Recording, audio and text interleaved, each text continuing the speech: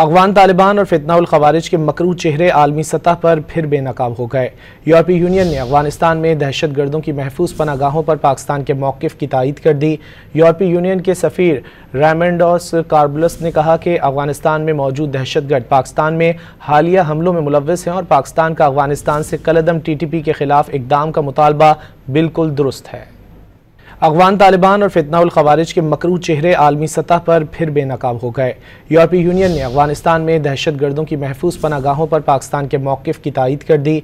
यूरोपीय यूनियन के सफ़ीर रैमंडोस कार्बलस ने कहा कि अफगानिस्तान में मौजूद दहशतगर्द पाकिस्तान में हालिया हमलों में मुलव्वस हैं और पाकिस्तान का अफगानिस्तान से कलअदम TTP के खिलाफ इक़दाम का मुतालबा बिल्कुल दुरुस्त है।